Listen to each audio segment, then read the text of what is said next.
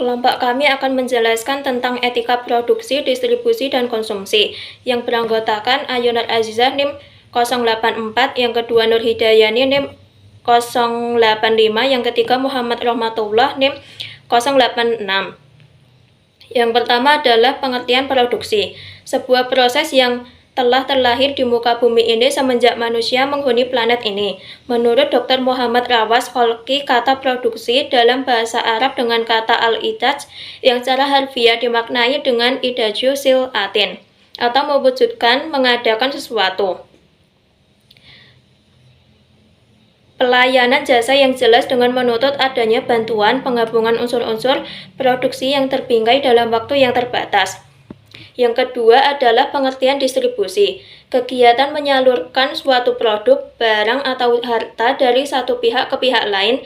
Dalam Islam merupakan penyelenggaraan harta yang ada, baik dimiliki oleh pribadi atau umum, kepada pihak yang berhak menerima yang ditunjukkan untuk meningkatkan kesejahteraan masyarakat sesuai dengan syariat. Yang ketiga adalah pengertian konsumsi. Konsumsi sebenarnya tidak identik dengan makan dan minum dalam istilah teknik sehari-hari, akan tetapi juga meliputi pemanfaatan atau pendayagunaan segala sesuatu yang dibutuhkan manusia. Namun, karena yang paling penting dan umum dikenal masyarakat luas tentang aktivitas konsumsi adalah makan dan minum. Konsumsi adalah suatu kegiatan yang dilakukan oleh manusia dengan menggunakan serta mengurangi daya guna dari suatu barang maupun jasa yang memiliki tujuan untuk memenuhi kebutuhan hidup serta kepunahan manusia, baik secara perlahan ataupun sekaligus. Kemudian materi selanjutnya adalah mengenai tujuan produksi. Tujuan produksi itu ada 4. Yang pertama adalah pemenuhan kebutuhan individu secara wajar. Yang kedua adalah pemenuhan kebutuhan keluarga. Yang ketiga, bekal untuk generasi mendatang. Dan yang keempat adalah bantuan kepada masyarakat dalam rangka beribadah kepada Allah. Selanjutnya adalah tujuan distribusi. Tujuannya adalah tujuan dakwah, yakni dakwah kepada Islam dan menyatukan hati kepadanya. Yang kedua, tujuan pendidikan. Tujuan pendidikan dalam distribusi adalah seperti dalam surat At-Taubah ayat 103 yang bermaksud menjadikan insan yang berakhlak karimah.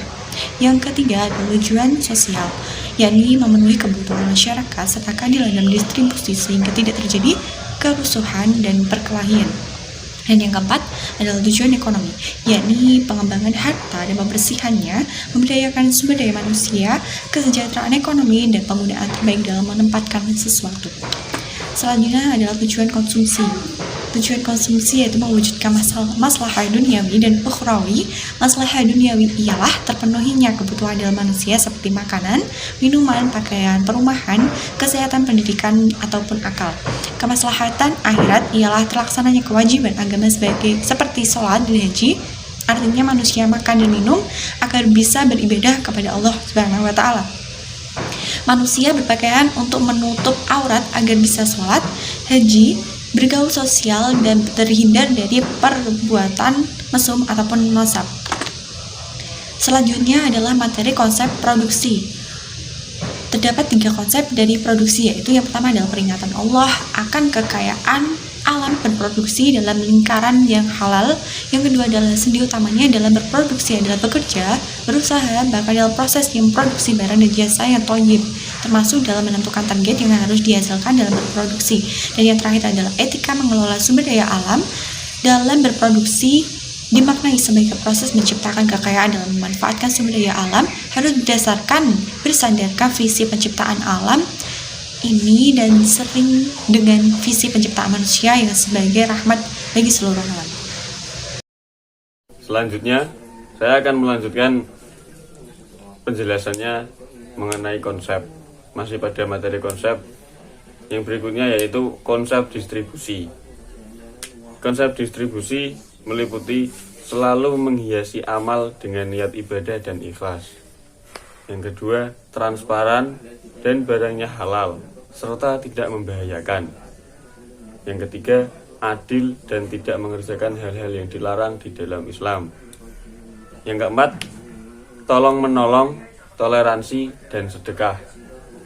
Dan yang kelima, tidak melakukan pameran barang yang menimbulkan persepsi. Lanjut pada konsep konsumsi. konsep konsumsi terdiri dari 3, yaitu tauhid atau unity, biasa disebut kesatuan. Yang kedua, adil atau equilibrium, biasa disebut keadilan. Dan yang ketiga, free will atau kehendak bebas. Materi selanjutnya, kasus tentang etika bisnis Islam dalam distribusi. Dalam kasusnya, Polsek Karawang, Jawa Barat pada Jumat 14 Februari siang membongkar penimbunan 560 ton beras untuk orang miskin di gudang Bulog di daerah Cilamaya. Dalam melakukan tindakan manipulasinya, tersangka WS yang juga oknum Bulog meletakkan palet-palet atau tatakan yang dibuat dari papan di antara tumpukan-tumpukan karung beras, sehingga terkesan tumpukan tersebut adalah karung-karung beras, padahal di dalamnya berubah sehingga beras yang disimpannya terkesan banyak. Dengan cara itulah tersangka menggelapkan stok beras miskin yang semestinya diperuntukkan bagi masyarakat yang tidak mampu. Menurut petugas, jumlah beras yang digelapkan tersangka sebanyak 560 ton. Beras tersebut adalah jatah Raskin untuk tahun 2002. Menurut seorang buruh gudang, pada tahun 2002, stok gabah di gudang tersebut 7.000 ton. 6.000 ton telah digiling dan saat itu masih ada 1.000 ton gabah. Kemudian petugas menyita palet-palet tersebut sebagai barang bukti. Petugas juga akan terus melakukan pembongkaran untuk memastikan stok beras sebenarnya yang tersedia di dalam gudang. Sekian penjelasan dari kelompok kami. Billahi taufiq wal hidayah. Terima kasih kepada teman-teman semua yang sudah mendengarkan dan memahami. Assalamualaikum warahmatullahi wabarakatuh.